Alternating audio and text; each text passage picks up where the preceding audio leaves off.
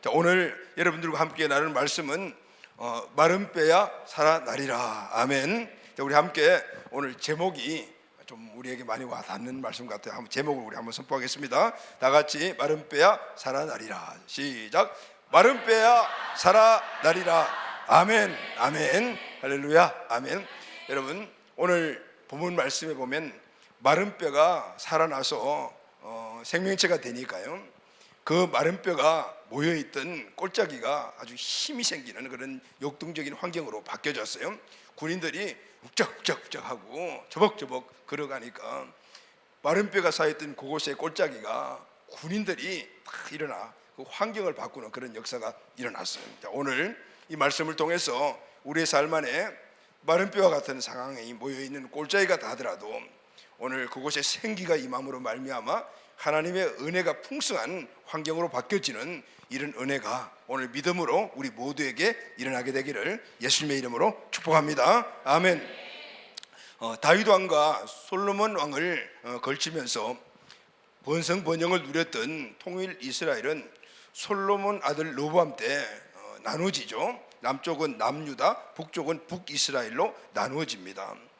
북이스라엘은 처음부터 하나님을 떠나 우상을 섬겼습니다. 결국 하나님의 징계의 도구인 아수르에 의해서 주전 722년에 패망하게 되지요.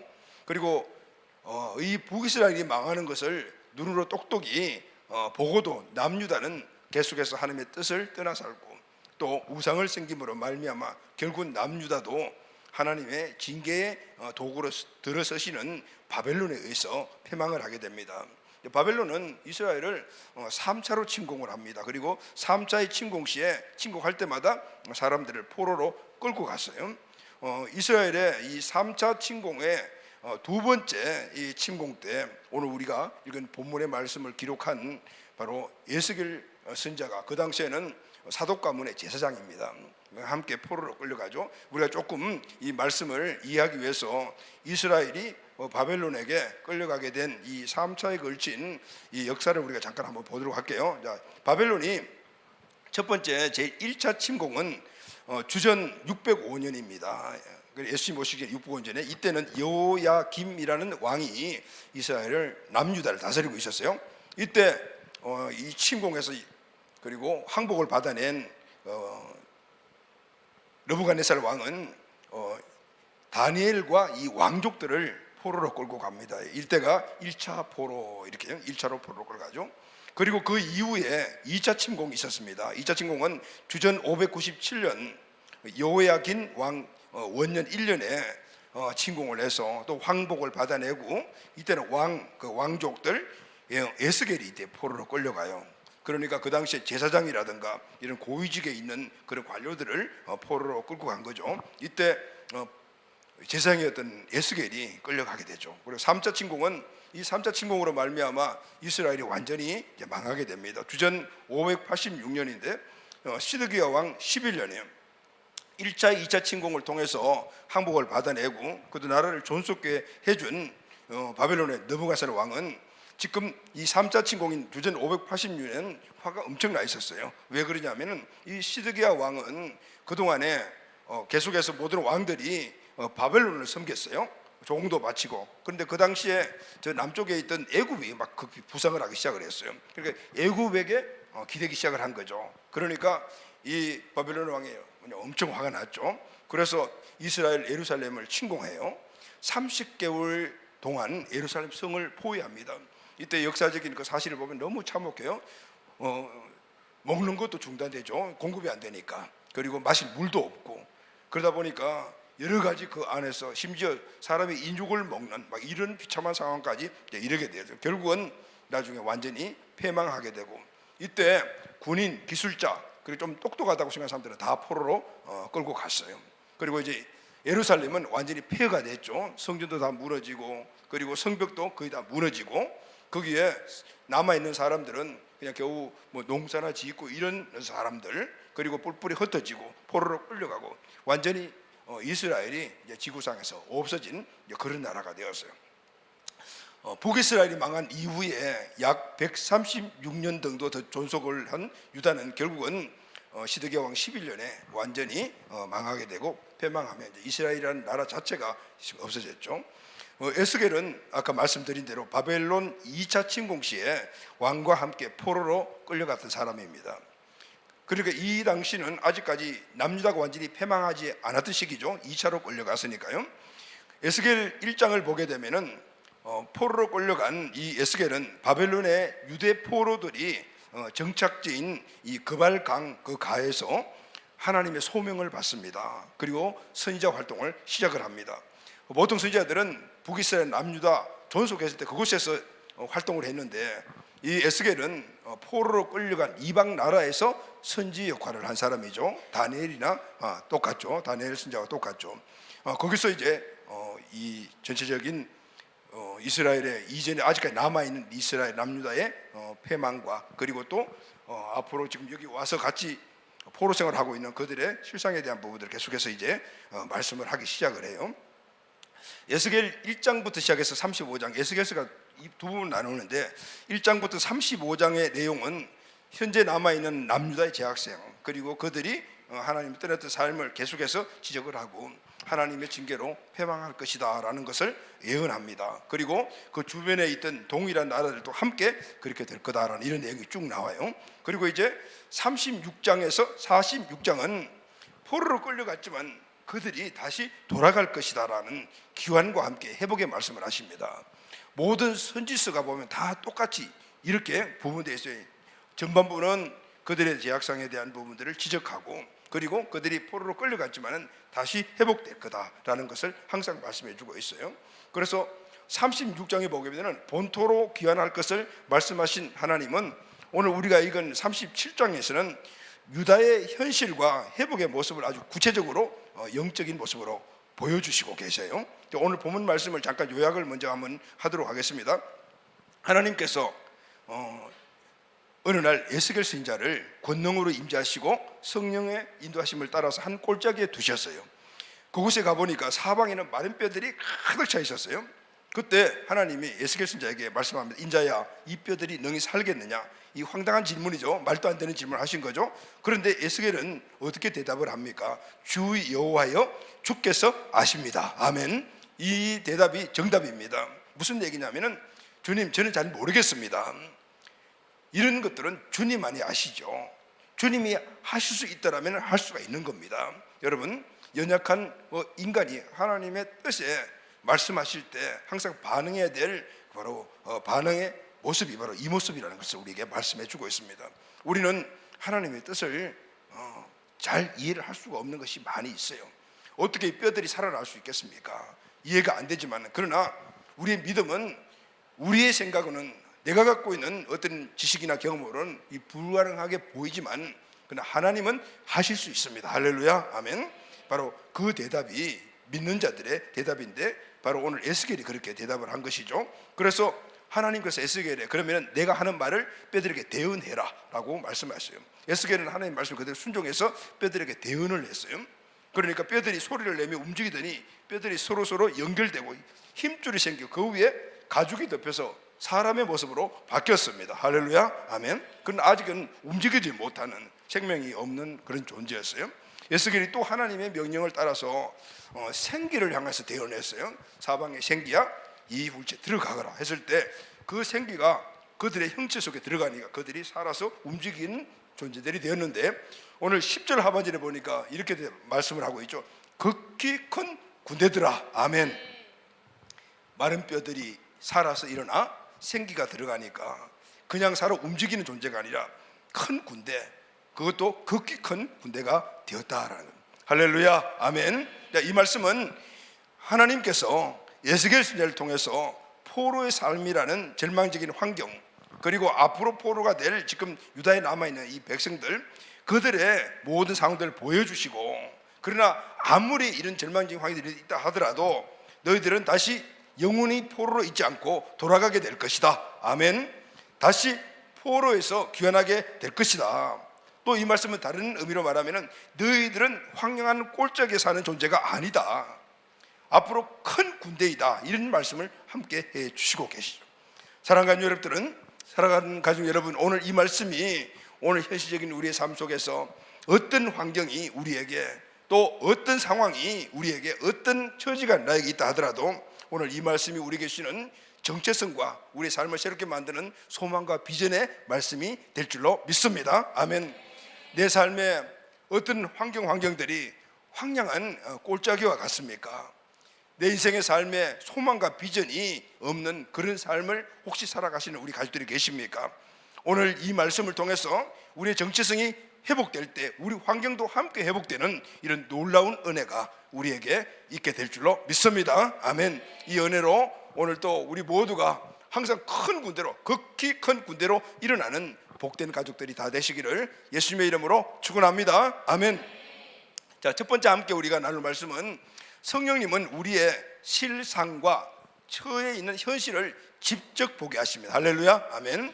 여러분, 오늘 우리가 살아가는 이 모든 삶의 환경에서 내 자신 그리고 내가 처해 있는 현실 이런 것들을 제대로 보지 못할 때가 많이 있습니다.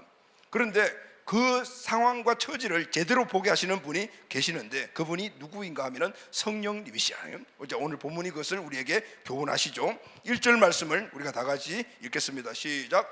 여호와께서 권능으로 내게 임재하시고 그의 영으로 나를 데리고 가사 골짜기 가운데 두셨는데 거기 뼈가 가득하더라. 자, 말씀을 보면은 그의 영이죠. 그의 영이 나를 데리고 골짜기 가운데 두셨다 하는데 이 영은 바로 하나님의 영, 하나님의 영이 바로 성령님이시죠. 바로 성령님께서 오늘 하나님의 뜻을 따라서 이 에스겔을 골짜기에 데리고 가 두셨다 이렇게. 근데 그 골짜기에 가니까 뼈가 가득하더라 그랬죠. 성령께서 이상 중에 에스겔에게 골짜기의 마른 뼈들을 보여주신 겁니다. 자, 어떻게 보여주셨습니까? 그냥 멀리서 보게 하셨을까요? 오늘 본문 말씀을 보게 되면 그 뼈 사이를 지나가게 하시면서 보게 하셨다라는 2절 말씀을 다 같이 읽겠습니다. 시작. 나를 그 뼈 사방으로 지나가게 하시기로 본즉 그 골짜기 지면에 뼈가 심이 많고 아주 말랐더라. 멀리서 저 골짜기에 있는 저 뼈를 보아라 이렇게 말씀하신 것이 아니고 직접 에스겔을 데리고 그 뼈들이 있는 사방을 둘러보고 그 사이를 지나가게 하시면서 그 뼈들을 직접 눈으로 똑똑하게 보도록 하셨다 그 말이거든요. 자, 여러분, 오늘 성령께서 왜 멀리서 이렇게 보게 하시면 그 뼈가 이렇게 쌓여 있으면 얼마나 그 마음이 황량해지겠어요. 안 그래도 황량한 골짜기에 뼈들이 쌓여 있는데 자, 멀리서 보고 그냥 말게 하시지 왜 직접 데리고 다니면서 뼈 하나하나를 직접 보게 하셨을까요? 그것은 그 뼈의 상태를 보고 절실하게 깨닫게 해주시기 위함이었어요. 전혀 소생 없는 모습, 마른 뼈니까 전혀 소생 없는 그 현실을 직시하도록 그렇게 하기 위해서 그 뼈 사이사이를 데리고 다니시면서 그 뼈를 하나하나 보게 하시던 햇빛에 말라서 하얗게 표백된 뼈, 전혀 소망이 없다 이런 상태를 보여주시는 거잖아요. 자, 근데 여러분, 그러면은 이렇게 하얗게 표백된 뼈, 전혀 소망이 없는 이 뼈들이 살아날 수 있는 가능성이라고는 0.00001%도 없는 그런 뼈, 그런 것들이 모여있는 황량한 골짜기. 그러면 여러분, 이 뼈는 누구를 가리키는 것이죠? 11절 말씀을 다 같이 읽겠습니다. 시작. 또 내게 이르시되 인자야 이 뼈들은 이스라엘의 온 족속이라. 그들이 이르기를 우리 뼈들은 말랐고 우리의 소망이 없어졌으니 우리는 다 멸절되었다 하느니라. 아멘. 이 뼈들은 포로로 끌려온 이스라엘 백성 현 상태, 그리고 지금 아직 유다에 남아있는 앞으로 포로로 끌려올 상태들, 그들의 현실, 그런 것들을 이야기를 해준 거죠. 그들의 백성들의 모습이었어요. 그런데 상태가 어떻습니까? 말랐고 소망이 없고 멸절되었다 그랬죠. 다 멸절되었다. 다 끝났다. 전혀 소망이 없다. 파멸되었다. 하나님은 에스겔에게 지금 이스라엘의 상태를 이렇게 보여주신 거예요. 하나님의 심판을 받고 바벨론으로 끌려온 이스라엘 백성들은 70년 포로를 살게 되는데 그 상황이 바로 이런 상황이에요. 그 포로 생활 속에 지치고 소망 없는 그런 마른 뼈와 같은 모습들을 보여주신 것이죠. 북이스라엘이 망하고 남유다도 망한 포로된 원인이 무엇일까요, 여러분요? 북이스라엘도 망하고 남유다도 망하게 돼, 그래서 포로로 끌려가게 된 그 원인은 딱 하나입니다. 바로 그들이 우상을 숭배했기 때문이었어요. 여러분, 우상 숭배가 무엇입니까? 우상 숭배는 한마디로 말하면 하나님의 자리에 다른 것들을 올려놓는 것이 우상입니다. 우상은 그냥 돌이나 아니면 나무로 만든 어떤 형상, 그것도 우상이 맞죠. 그러나 하나님의 자리에, 하나님이 중심이 되어야 될 그 자리에 다른 무엇을 올려놓으면 그것이 바로 우상이 되는 거죠. 여러분, 하나님의 자녀는 하나님의 생명으로 사는 사람들. 그런데 하나님의 생명이 아닌 다른 것들이 그것을 생명으로 여기고 그것을 우상으로 삼고 중심으로 삼고 주인 삼아 살게 되면은 살아있는 것 같으나 생명이 없는 거예요. 우상은 생명 자체가 없다. 오늘 하나님께서 소생시키는 이런 생명 자체가 우상에는 없다 그 말이에요. 그래서 우상이 주인이 되고 하나님의 생명, 하나님이 생명을 공급하시는 그 자리에 하나님이 아닌 다른 것들이 주인되어 올려게 되게 되면은 생명 없는 삶을 살아가게 되는 거예요. 지금 이 뼈들과 똑같다 이렇게 말씀해 주시는 거죠. 예수님께서 이렇게 말씀을 하셨습니다. 요한복음 15장 5절 말씀을 다 같이 읽겠습니다. 시작. 나는 포도나무요 너희는 가지라. 그가 내 안에 내가 그 안에 거하면 사람이 열매를 많이 맺나니 나를 떠나서는 너희가 아무것도 할 수 없음이니라. 아멘. 가지가 생명의 근인 줄기나 아니면 그 본체에서 떠나면은 처음에는 약간 푸름을 그냥 그대로 유지하죠. 조금 지나게 되면은 말라서 죽어버립니다. 열매는커녕 그냥 전체가 말라 죽어버리죠. 아무것도 할 수 없는 상태가 되어버립니다. 바로 오늘 에스겔이 본 그 모습과 주님께서 하신 말씀이 일맥상통한 거죠. 여러분, 계시록에 보게 되면은 7교회 가운데 라오디게 교회에 대한 주님의 말씀이 나오죠.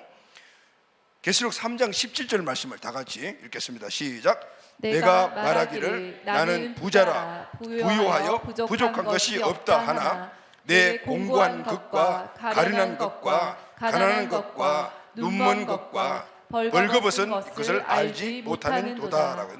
이 라오디게아 교회는 소아시아 여러 지역의 도시 가운데서 부유한 그런 도시였어요. 무역업이 발달되고 교충의 요충지였기 때문에 모든 사람들이 돈을 많이 벌고 그리고 또 부자가 많았어요.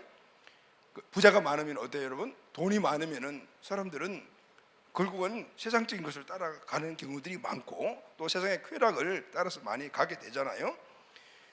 이 라오디게아의 성도들도 부자였어요. 그 전체 도시가 부자니까 그래서 부자였죠. 그래서 이 부자들이 이 교회에 많이 있었어요. 그들도 하나님을 믿고 신앙생활을 하면서 그 부유함에 따라서 세상의 것들을 누리면서 살아가더랍니다. 그러니까 주님께서 보시기를 겉은 부자이며 부유하다. 객관적으로 세상적인 관점을 보게 되면은 돈도 많고 여러 가지 많은 좋은 환경을 갖고 있고 살아가니까 부유하지만은 그러나 그 실상은 공고하고 발가벗고 가난한 자와 똑같다라고 말했어요. 그런데 이 라오디게아 교회의 성도들이 그것을 알지 못했다 그 말이죠. 내가 말하기를 나는 부자라 부유하고 부족한 것이 없다 하나 내 공고한 것과 가련한 것과 가난한 것과 눈물고 벌거벗을 알지 못하도다라고 했어요. 그들이 세상적인 것들을 가지고 살면서 이런 것들이 생명 없는 거다, 우상이다 이렇게 생각을 하지 못, 알지 못했다는 것이죠. 왜 그랬을까요, 여러분? 그들이 신앙생활을 열심히 했어요. 헌금도 많이 하고 했을 거 아니에요, 부자니까. 그런데 하나님은 그들이 생명이 없다라고 이야기했어요. 그런데 그들이 알지 못했다고 이야기한 거죠. 왜 그랬을까요? 왜 알지 못했을까요? 이스라엘이 패망한 원인이 똑같던 거예요. 왜냐하면 우상을 섬기지만 하나님도 섬겼거든요. 얘들은 세상적에서 쾌락적인 삶을 살고 그렇게 부유에 가서 누리며 살지만 또 주일날 또 예배를 드렸단 말이죠. 꼬박꼬박 예배를 드린 거죠. 그러니 나는 신앙생활을 잘하고 있어 이렇게 생각이 된. 그러니까 실제 내게 영적인 상태를 알지 못해. 왜 그래요? 중심이 바뀌어 있는데 그 중심적인 가지고 외적인 그냥 형식적인 신앙생활을 하니까 내가 실제적인 것은 가난하고 벌거벗고 그렇다는 사실을 알지 못했다는 거예요. 이스라엘 백성들이 그랬어요. 이스라엘 백성들은 우상도 섬기면서 하나님께 나와 제사도 지냈어요. 그러면서 우리가 뭘 잘못했어요? 하나님께 나와서 매일 제사를 드리잖아요. 그렇게든. 그런데 그들의 중심과 그리고 하나님 자리에 우상으로 바뀌었다는 사실을 하나님만 섬기는 거. 할렐루야, 아멘. 하나님만 섬기는. 그것이 바로 하나님의 생명으로 살아가는 것이다 그 말이에요. 그러면은 하나님의 영으로 인도함을 받아야 되지 않습니까? 어떻게 하나님의 인도함을 받습니까? 하나님의 영의 인도함을 받는 자가 성경은 하나님의 자녀다라고. 할렐루야, 아멘. 하나님의 자녀가 하나님의 영의 인도함을 받는 것. 로마서 8장 14절 말씀을 같이 읽겠습니다. 시작. 무릇 하나님의 영으로 인도함을 받는 사람은 곧 하나님의 아들이라. 자, 우리의 생각으로는 영적 상태를 절대 알 수가 없어요. 알지 못하느니라. 예배도 드리고 헌금도 하고 전도도 하고 그렇지만은 그 중심이 하나님만이 아닌 다른 것들이 있다라면은 오늘 우리는 하나님의 영으로 인도함을 받지 못하는 자예요. 그래서 우리는 어떻게 해요? 육신의 생각으로는 실제 영적인 걸 볼 수가 없어요.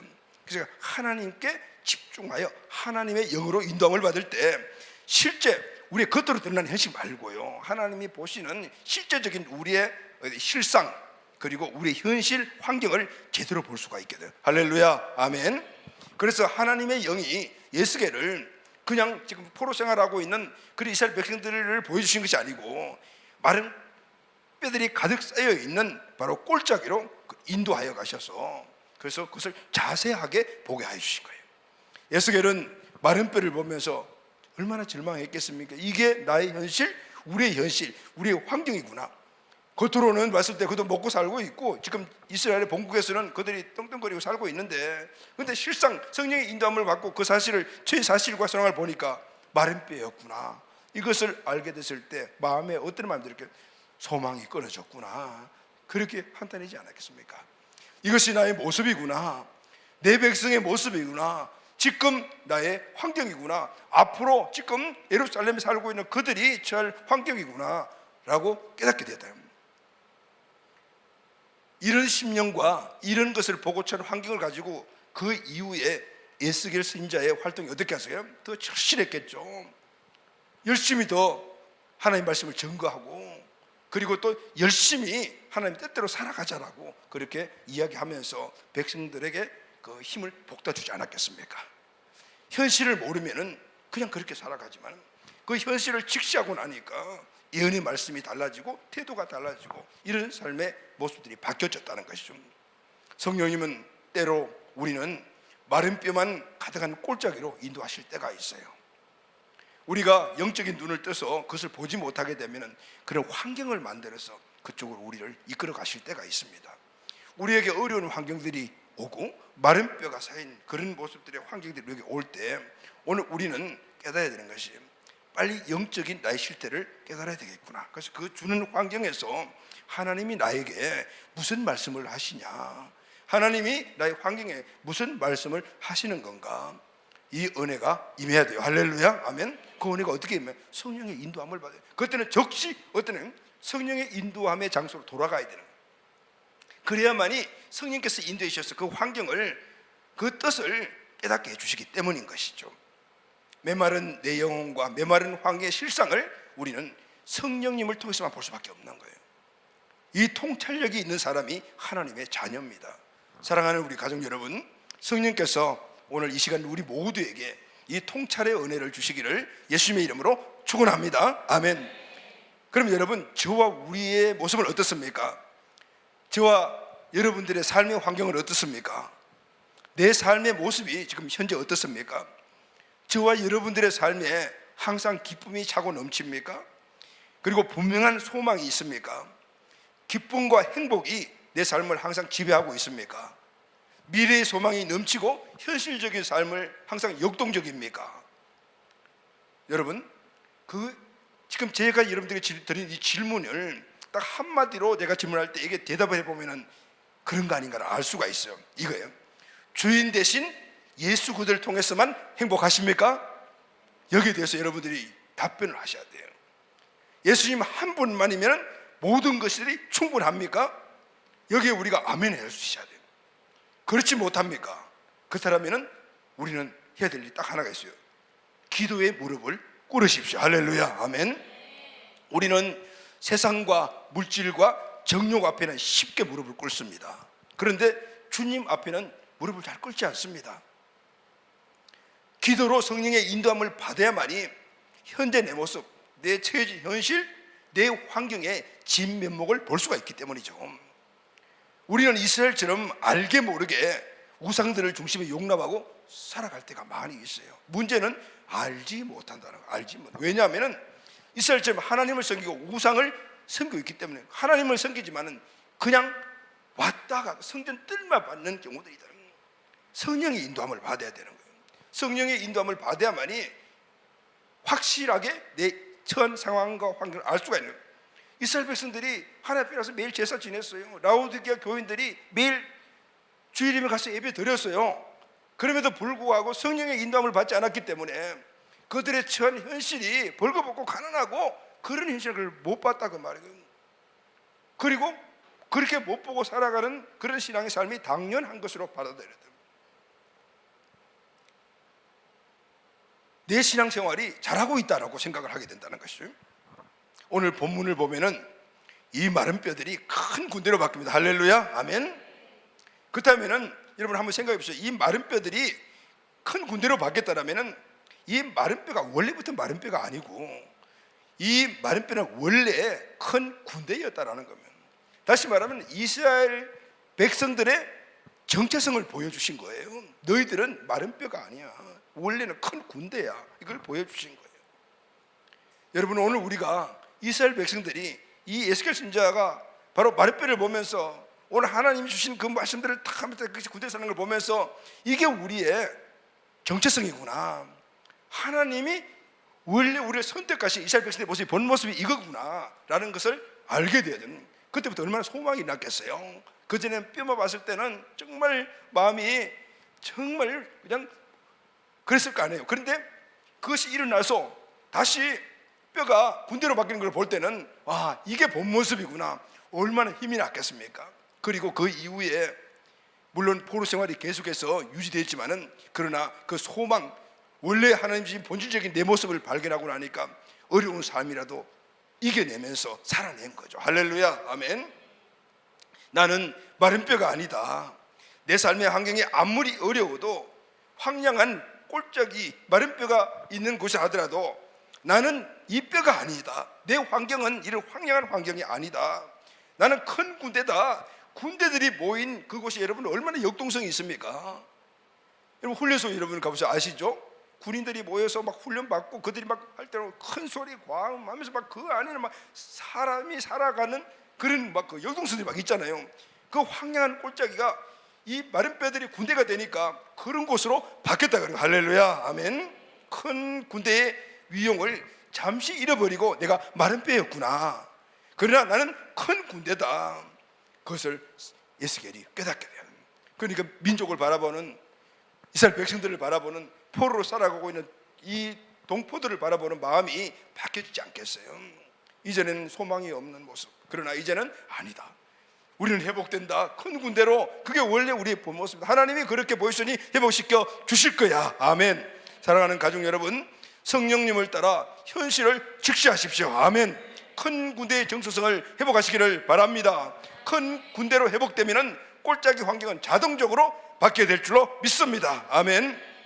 자, 그럼 여러분 이 정체성에 대한 부분들을 보여주시고, 그렇다고 해서 그 군대가 그렇게 군대라는 것을 보여주면 군대가 바로 된 것은 아니잖아요. 두 번째, 여호와의 말씀을 듣고 대언할 때 생명의 역사가 회복되게 일어났습니다. 할렐루야, 아멘. 마른 뼈들을 보고 낭망한 에스겔에게 하나님께서 말씀을 대언하라고 그렇게 명령을 하셨습니다. 4절 6절 말씀 다 같이 읽겠습니다. 시작. 또 내게 이르시되 너는 이 모든 뼈에게 대언하여 이르기를 너희 마른 뼈들아 여호와의 말씀을 들을지어다. 주 여호와께서 이 뼈들에게 이같이 말씀하시기를 내가 생기를 너희에게 들어가게 하리니 너희가 살아나리라. 너희 위에 힘줄을 두고 살을 입히고 가죽으로 덮고 너희 속에 생기를 넣으리니 너희가 살아나리라. 아멘, 아멘. 에스겔이 하나님의 말씀대로 그대로 대언을 했습니다. 7절 8절 시작. 이에 내가 명령을 따라 대언하니 대언할 때 소리가 나고 움직이며 이 뼈 저 뼈가 들어맞아 뼈들이 서로 연결되더라. 내가 또 보니 그 뼈에 힘줄이 생기고 살이 오르며 그 위에 가죽이 덮이니 그 속에 생기가 없더라. 대언의 말씀을 들은 뼈들은 서로 연결되어서 사람의 형체로 바뀌어. 할렐루야, 아멘. 사랑하는 가족 여러분, 우리 인생은 하나님의 말씀을 들어야 살아납니다. 아멘. 로마서 10장 17절 말씀을, 믿음은 들음에서 나며 들음은 그리스도의 말씀으로 말미암느니라. 여러분, 믿음의 삶이 무엇입니까? 믿음의 삶이라는 것은 예수님이 중심된 삶을 믿음의 삶이라는, 예수님이 나의 주인이시고 그리고 그 주인 대신 그분이 말씀하시는 말씀을 따라서 살아가는 삶이 믿음의 삶입니다. 그러기 위해서 우리는 말씀을 알아야 됩니다. 여러분, 왜 우리가 성경을 읽고 듣고 하더라도 줄기가 없으면은 그 말씀이 각각의 이렇게 부분적인 말씀이 되기 때문에 우리의 삶의 혼란, 그래서 줄기를 잡는, 그게 바로 양육과 훈련을 받는 겁니다. 그 양육과 훈련에 우리의 말씀들을 같이 가지로 했을 때 우리의 삶이 풍성한 삶으로 바뀌어지게 되는 것입니다. 그럴 때 우리는 세부적으로 줄기와 함께 세부적인 그런 말씀 중심의 삶을 살아갈 수가 있습니다. 그러기 위해서 말씀을 알아야 되죠. 읽고 듣고 훈련받고 늘 묵상하고, 이렇게 하나님 말씀 안에 생명이 들어있기 때문입니다. 할렐루야. 그래서 말씀대로 믿음대로 살 때 마른 뼈와 같은 인생이 군대로 살아나는 놀라운 역사가 일어나는 것입니다. 아멘. 사랑하는 가족 여러분, 우리는 하루 종일 살다 보면은 수많은 메시지를 듣습니다. 근데 여러분, 수많은 메시지 듣죠? 핸드폰에서도 듣고, TV에도 듣고, 직장 생활의 상사에도 듣고, 동료에게도 듣고, 또 엄청나게 많이 들어요. 그 메시지 중에 하나님의 말씀이 차지하는 비중이 몇 프로입니까? 몇 프로가 되죠, 여러분? 일단 우리 믿는 사람들 말고요, 세상 사람들, 있지 않은 사람들은 그들은 하루 종일 우리가 동일하게 메시지를 들어요. 그런데 그 메시지는, 하루 종일 듣는 메시지는 생명 없는 메시지, 생명이 없는 소리를 듣고 그 마음을 그쪽에 다 빼앗겨 버린 거예요. 그런데 거기서 끝나는 것이 아니고 그 생명 없는 메시지를 마음에 받아들이가 또 차곡차곡 저축을 합니다. 마음속에 쌓여진 이 메시지들은 결국은 믿음이 되잖아요. 믿음은 들으면서 아는데, 하나님의 말씀을 들으면 하나님에 대한 믿음이 생기지만 세상의 말을 들으면 세상에 대한 믿음이 생기는 거예요. 그래서 믿음이 있는 게 중요한 게 아니고, 믿음이 있으면 믿음대로 살잖아요. 믿음이 나를 끌고 간단 말이에요.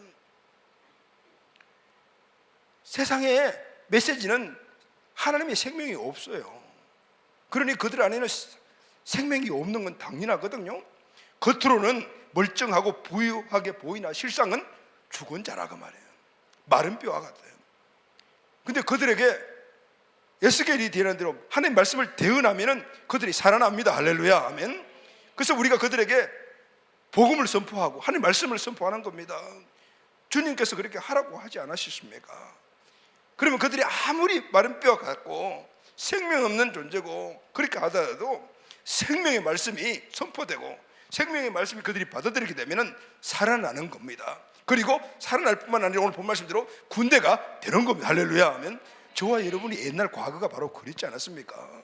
그래서 하나님 말씀을 누가 대언하는 사람이 있었기 때문에 그 말씀을 듣고 그 말씀을 우리가 살아나고 군대가 된 거죠. 우리 주변에 아직까지 예수님을 믿지 않는, 그런 우리가 영적 눈을 보게 되면은 그들 세상적으로 뭔가를 많이 갖고 있는 것 같지만 실상은 가난한 자요 벌거벗은 자들, 그들. 그러나 하나님의 말씀을 대언하면은 우리와 같이 군대로 일어나게 되는 거죠. 할렐루야, 아멘. 저와 여러분은 그렇다면 어떻습니까? 생명의 말씀으로 늘 살아가고 계십니까? 영혼이 깨어 있습니까? 우리 영혼을 살리는 일은 오직 하나님만이 하십니다. 내 영혼이 살아났지만은 그러나 끊임없이 하나님으로부터 생명을 공급받아야만이 끊임없이 역동적인 삶을 살아갈 수가 있다, 그 말이죠. 내 환경을 살리는 일도 오직 하나님만이 하십니다. 아멘. 인간의 능력이나 지혜로 되는 것이 아닙니다. 그래서 하나님께서 에스겔에게 하나님의 말씀을 대언하라고 명령을 하셨던 것입니다. 하나님은 전능하신 분이십니다. 아멘. 그래서 하나님의 말씀도 능력이 있습니다. 아멘. 그래서 말씀이 선포되는 곳에는 하나님의 능력이 나타나 역사가 일어나는 거죠. 죽은 영혼이 살아납니다. 사람이 변화됩니다. 환경이 바뀝니다. 그래서 우리는 사명을 대언하고 말씀을 대언하는 자로 오늘 우리를 이 자리에 부르셨어요. 아멘. 하나님의 말씀만을 대언하십시오. 아멘. 하나님의 말씀만을 대언해만이 그 말씀에 생명력이 들어있는 겁니다. 내 경험, 내 지식, 내 지혜, 그게 아니고 하나님의 말씀을 선포해야 된다. 안 된다, 할 수 없다, 포기하자 해도 안 되더라, 하나님 말씀이 아닙니다. 하나님의 말씀의 중심이 된 자들이 하는 말이 아닙니다. 하나님의 말씀에는 부정은 0.001%도 없습니다. 하나님을 온전히 주인으로 믿고 하는 자들의 선포된 믿음의 말은 부정이라고는 1%도 안 들어간다면 100% 긍정입니다. 왜냐하면 하나님이 100% 긍정이시기 때문에 그분의 말씀도 100% 긍정입니다. 할렐루야. 하면 이 말씀이 그대로 100% 믿음을 가지고 선포하게 되면 100%의 역사가 일어나는 겁니다. 그러니까 마른 뼈가 살아나 사람이 되고 그리고 큰 군대가 된 것이죠. 할렐루야. 아멘. 전능하신 하나님, 어떤 분의 천지 만물을 창조하신 그분을 신뢰하고 믿고 선포하고 우리는 단지 대응하라. 아멘. 대응하는 순종할 때 오늘 우리 심령이 살아나고 우리 환경이 살아나는 놀라운 역사가 일어나게 될 줄로 믿습니다. 여러분, 오늘 이 말씀에 모두 큰 소리로 아멘 하시기를 바랍니다. 아멘. 여러분들에게 큰 믿음이 되기를 예수님의 이름으로 축복합니다. 아멘. 이제 살아났어요. 그런데 그 다음 단계가 하나 더 있었습니다. 세 번째, 여호와의 생기가 들어가니 큰 군대가 되었더라 하거든. 살아났지만 큰 군대가 되는 것은 자동적으로 된 것이 아니에요. 생기가 들어가다. 8절 말씀을 다 같이 읽겠습니다. 시작. 내가 또 보니 그 뼈에 힘줄이 생기고 살이 오르며 그 위에 가죽이 덮이나 그 속에 생기가 없더라. 바짝 마른 뼈들이 사람이 형체로 만들어졌습니다. 그러나 아직까지 움직이지는 못하고 있어요. 생기가 없었기 때문에.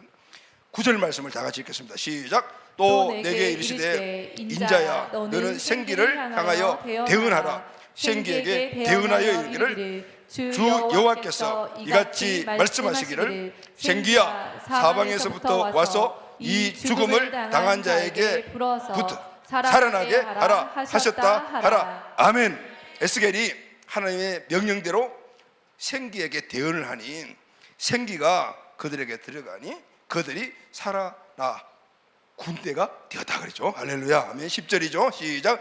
이에 내가 그 명령대로 대언하였더니 생기가 그들에게 들어가매 그들이 곧 살아나 일어서는데 극히 큰 군대가 되었더라. 뼈가 군대가 된다는 것만도 이건 기적 중에 기적인데 큰 군대가 되었어요. 힘 있는 군대가 되었고 그리고 극히 큰 군대라. 그 골짜기에 뼈들은 온데간데 없고 모두가 다 아주 강력한 힘을 갖고 있는 군사들이 그냥 저벅저벅 그냥 함성을 지르는 이런 환경으로 바뀌어졌다. 할렐루야. 아멘. 여러분, 어떻게 그런 일이 났습니까? 살아난 자에게는 처음에 말씀을 대언했고 두 번째는 그들에게 생기를 대언했다. 여러분, 생기를 향하여 대언하라는 이 말은 성령님의 역사를 위해 기도하라는 뜻입니다. 에스겔 37장 14절 상반절을 다 같이 읽겠습니다. 시작. 내가 또 내 영을 너희 속에 두어 너희가 살아나게 하고. 할렐루야. 아멘. 살아나게 하고 군대로 만드는 생기는 바로 하나님의 말씀과 하나님의 역신 성령님이 하시다. 할렐루야. 아멘. 그래서 우리는 기도해야 합니다. 아멘. 내 삶이 마른 뼈와 같다면 기도해서 성령 충만을 받고 성령 충만한 그 내 모습을 가지고 내 삶의 환경을 저벅저벅 걸어가십시오. 환경이 바뀐다 그 말. 할렐루야. 아멘. 여러분, 내 삶의 메마른 영역들을 발견하는 것은 그것도 성령님께서 해주시는 것이고 그것을 일으켜주신 것도 바로 말씀의 대언인데 말씀이 우리에게 믿음이 되게 하시는 것도 성령님이 하시는 거예요. 그래서 여러분, 우리는 기도 빼면은 우리 신앙생활은 전혀 아무것도 아닐 수가 있어요. 그냥 메마른 신앙생활 하셔도 돼요. 기도해. 내 삶의 메마른 모든 영역들이 성령께서 기름을 부어 주세요라고 우리가 기도할 때 성령께서 오늘 생기를 통하여 우리 모두뿐만 아니라 내 환경까지도 일으켜 주시는 놀라운 역사를 갖게 되는 것입니다. 할렐루야. 아멘. 하나님, 내 삶에 기름을 부어 주십시오. 내 가정에 내 자녀들에게 기름을 부어 주십시오. 내 생업 위에, 직장 위에, 사업장 위에 내 인생에 기름을 부어 주십시오. 우리 교회 위에 기름을 부어 주십시오. 이 나라와 민족 위에 기름을 부어 주십시오. 온 세계 열방 위에 기름을 부어 주십시오. 여러분, 다른 건 다 못해도 이 기도는 우리가 꼭 해야 되는, 아무리 마른 뼈와 같아도 말씀을 대언하고 생기에 대언하면 살아나기 때문입니다. 그냥 움직이는 물체가 아니라 극히 큰 군대가 될 줄로 믿습니다. 아멘이시죠? 아멘. 아멘. 여러분, 변화는 말씀과 함께 성령의 역사를 통해서 일어납니다. 그래서 여러분, 우리는 기도의 줄을 끈끈하게 붙잡아야 돼요. 개인이 기도해야 되고, 중보팀이 함께 나를 위해서 기도해 주는 사람을 세워서 기도해야 되고, 그리고 여러분 열심히 기도하십시오. 여러분, 현대인들은 바빠 해서 제일 먼저 내려놓는 것이 뭐죠? 바빠는 우리 크리스찬들 제일 먼저 내놓는 게 뭐죠, 여러분? 말씀을 읽고 기도 안 하는 거예요. 예배는 와서 그냥 앉아있다 가시면 돼. 그런데 말씀과 기도는 내 신앙의 삶 속에서 늘 해야 되는 것이거든요. 말씀 읽고 기도하는 것이 시간을 투자하고 또 내 어떤 에너지를 투자하기 때문에 어려워요. 그러니까 안 해버리는 거죠. 그저 예배하면 드리는 것으로 만족하는.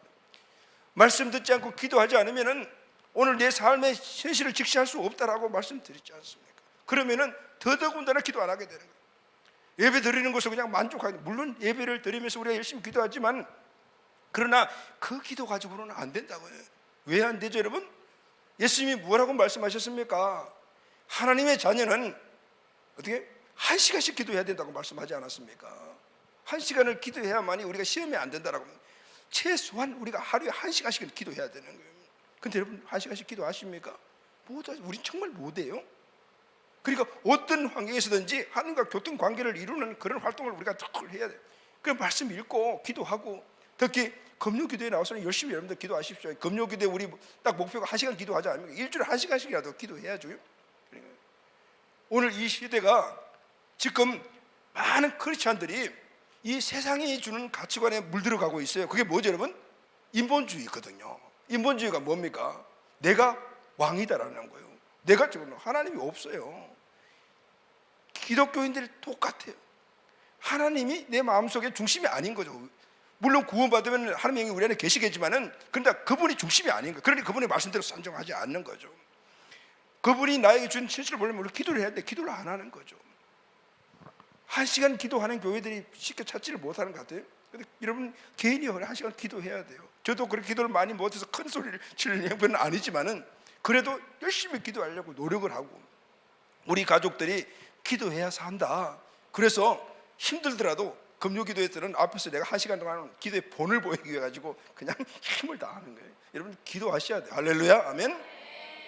기도하지 않으면은 우리 영적인 현실을 볼 수가 없고, 그리고 말씀이 우리가 한번 읽어도 지식적인 말씀밖에 안 돼요. 말씀 읽고 기도해야지 이 말씀이 우리에게 믿음이. 왜냐하면 말씀을 믿음으로 바꿔주실 분이 성령님이시기 때문에. 할렐루야, 아멘. 근데 여러분, 바빠, 피곤하다. 그래서 우리가 기도 놓쳐버리잖아요. 여러분, 성경에 보게 되면요, 항상 기도하라라고 하셨는데, 어떻게 항상 선생님과 동행하라.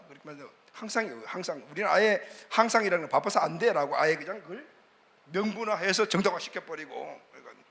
그런데 성경에 뭐라고 말씀합니까? 성령님을 근심하게 하지 말라라고. 여러분, 성령님이 우리 안에 계시잖아요. 성령님이 나를 보면서 언제 제일 근심할까요? 다른 거 다 떠났어요. 제 생각에는 그렇게, 물론 예배 안 드리고 말씀 안 듣고 세상에 따라 하면 근심하겠지만, 더 중요한 것은 그걸 보지 못하는 것, 그게 제일 근심 걱정. 그 사실을 인지 못하는 것. 그러니 기도 안 하는 것, 말씀 안 읽는 것, 성령이 제일 근심 걱정하는 거예요. 그래서 성경 말씀에 성령을 소멸하지 말라라고 했죠. 여러분, 성령님을 소멸하지 말라는 뜻이 무엇입니까? 성령님 무슨 안개입니까? 아니 연기입니까? 그냥 확 피었다가 없어집니까? 그게 아니고요, 우리 안에 성령님이 계시잖아요. 성령님은 늘 우리 안에 내 형편을 다 아셔요. 내 영적 현실도 아시고 내 주변의 환경도 다 아시니까 우리에게 감동을 주시잖아요. 아무개야 기도해라, 아무개야 말씀 읽어라, 아무개야 요렇게 순종해 가라. 늘 우리에게 그런 것들이 올라오잖아요. 근데 여러분, 그때 어때요? 아멘 아멘하고 100% 순종하십니까? 아니요. 아니, 바빴어 지금 오늘 못해요. 그게 성령님을 소멸하는 거예요. 그럴 때 성령님께서 근심하시는 거죠. 이러면 안 되는데. 이렇게 성령께서 역사하시는 것을 그걸 우리가 인정하지 않고 받아들이지 않고 하는 것을 바로 성령을 소멸하는 거거든요. 그러면 우리는 늘 육신 생각까지 밖에 살아갈 수 없어요. 여러분 잘 아시는 C.S. 루이스라는 영성가가 있잖아요. 이분이 쓴 책 중에서 아마 여러분들 많이 읽어봤을 거예요. 스크루테이프의 편지라는 그런 그 책이 있는데 비유로 쓴 그 책이잖아요. 여기 보게 되면 마귀가 이 성도들을 어떻게 해서 넘어뜨리고 하는 이런 전략들을 그렇게 아주 동화식으로 이렇게 만든 책인데 여러분 읽어보셨죠? 그 내용 보면은 이런 내용이 나와요. 그 내용 안에 이런 내용이 있어요.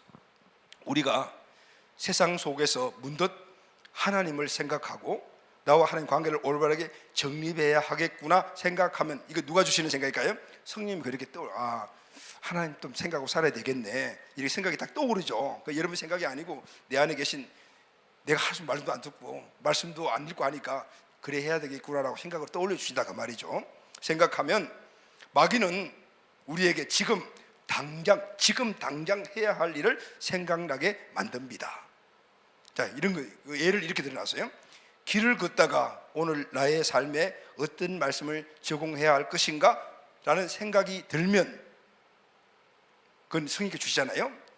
곧바로 마귀는 이봐, 점심시간이야, 이따 먹고 생각하자라고 말을 합니다. 경험하셨죠? 이런 경험들이 있죠 여러분? 또 잠을 자기 전에 침대에서 앉았거나 누워서 나는 오늘 하루 종일 하나님을 얼마나 따랐나, 또 마지막 푸티도 기도를 하려고 라고 생각이 딱 드는데 누가 주시죠? 성령 주시고. 그런데 금방 어떤 생각이 딱 들냐 하면은, 이봐, 오늘 일하느라고 너무 몸이 피곤했잖아, 일단 자고 나서 생각하자고, 더 늦게 자면 내일 몸이 버티지 못할 거야, 또 심지어는 내일 새벽기도 나가야 되잖아, 빨리 자 이렇게. 이렇듯 우리가 영적인 일을 생각할 때 언제나 세상에 합리적인 생각, 합리적이죠. 몸 피곤하면 자야죠, 그죠 여러분? 지금 밥 먹으러 빨리 가야죠, 가서 줄 서고 먹어야 되는데 가야죠, 합리적이잖아요. 그것을 우리에게 주입해서 지금 당장, 성령께서 지금 당장 해라 라는 것을 못하게 만드는 것이 마귀의 방법입니다 라고 그렇게 책에 나와있어요. 여러분 뭔가 조금 이해가 되는 것 같아요. 이해가 되고 맞는 말 같아요. 그렇습니다 여러분. 합리적 당장이라는 이 마귀의 유혹 넘어가지 마셔야 돼요. 할렐루야, 아멘. 근데 우리는 수없이 많이 이 합리적인 생각이라는 것이 참 현대인들에게서 자기를 정당화시켜주는, 신앙생활에 제대로 못하는 걸 정당화시켜주는 가장 좀 좋은 마귀의 공격 방법인 것 같아요. 자, 합리적 당장, 마귀의 구루다. 날마다 성령의 충만함을 간구하십시오. 할렐루야, 아멘. 그러면은 구하는 자에게 언제나 충만함으로 채워주십니다. 아멘. 누가복음 11장 13절 말씀은 오늘 이렇게 기록이 안 되는데, 너희가 악할지라도 좋은 것을 자식에게 줄 줄 알거든, 하물며 너희 하늘 아버지께서 구하는 자에게 성령을 주시지 않겠느냐. 이미 성령이 우리 안에 계시거든요. 오늘 그분을 늘 내 삶 속에 역사할 수 있도록 우리 그분과 친밀한 관계를 맺는 것이 바로 기도하여 성령 충만을 받는, 할렐루야, 아멘. 사랑하는 가족 여러분, 성령께서 에스겔을 이끌어 갔던 꼴짜기는 소망이 없는 꼴짜기였습니다. 왜냐하면 죽음과 절망으로 가득 찬 마른 뼈들만 있는 곳이기 때문이었습니다. 오늘 그곳에 에스겔이 성령의 인도함을 받아 가지 않았다면 오늘 이스라엘의 영적 상태를 몰랐을 것입니다. 성령의 인도함을 가서 그곳을 보고 난 다음에 이것이 나의 상태, 이스라엘 상태, 우리의 환경이구나라는 것을 알게 되었어요. 그런데 더 중요한 것은 그곳에 하나님의 말씀이 대언되고 생기가 대언되니 마른 뼈들이 살아나 큰 군대가 되었습니다. 할렐루야, 아멘.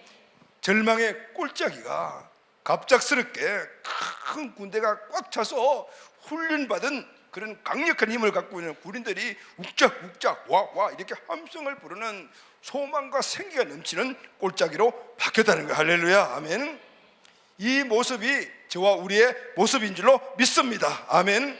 나의 메마른 삶과 환경을 넘는 방법은 딴 거 없습니다. 내가 군대로 일어나는 겁니다. 할렐루야. 여러분, 내 삶의 환경을 보니까 소망 없습니까? 아니면 힘듭니까? 어렵습니까? 뼈들만 가득 차 있는 꼴짝이가 같습니까? 그 환경 우리가 원망하지 않습니까? 누구 때문에 뭐 때문에 막 이야기하면서 그 환경에서 오는 절망감을 우리가 메주고 살아가잖아요. 아닙니다, 여러분. 내가 그 가운데서 군대로 일어나게 되면은 그 환경은 역동적인 환경으로 바뀌게 될 줄로 믿습니다. 아멘. 여러분의 가정이 어떻습니까? 소망과 희망과 모든 것들이 넘침이 항상 역동성이 있습니까? 그렇지 못합니까? 우리는 항상 가족 간에서 누구 때문에 늘 그런 이야기를 많이 하지 않습니까? 아닙니다. 내가 군대로 일어나게 되면 할렐루야, 아멘. 오늘 우리 가정은 생기가 넘치고 역동성이 넘치는 하나님 주신 환경으로 바뀌게 될 줄로 믿습니다. 직장, 사업장, 우리의 삶의 모든 환경에 동일한 역사가 일어나게 되는 것이에요. 아멘. 그러려면 내가 군대로 일어나려면 하나님의 말씀을 대언할 수 있을 정도로 말씀에 집중하십시오. 할렐루야. 어떤 상황이 있더라도 성령의 충만함을 받기 위해서 기도하시기를 바랍니다. 절망의 환경이라면 소망이 넘치는 환경이 되면 그 소망의 메시지를 받은 에스겔은 그 백성들에게 얘들아, 우리는 마른 뼈가 아니야, 큰 군대야. 이제 곧 군대로 바뀌어지고 예루살렘으로 돌아갈 거야. 살아내자. 이 어려운 환경 조금만 이기면 된다. 그렇게 선포했다. 할렐루야, 아멘. 우리 인생의 삶을 아무리 어려운 환경 하더라도 그것을 살아낼 수 있는 힘은 정체성의 회복과 성령의 능력입니다. 이 은혜가 우리 공동체 온 가족들, 우리의 모든 삶 안에 항상 일어나게 되기를 예수님의 이름으로 축원합니다. 아멘.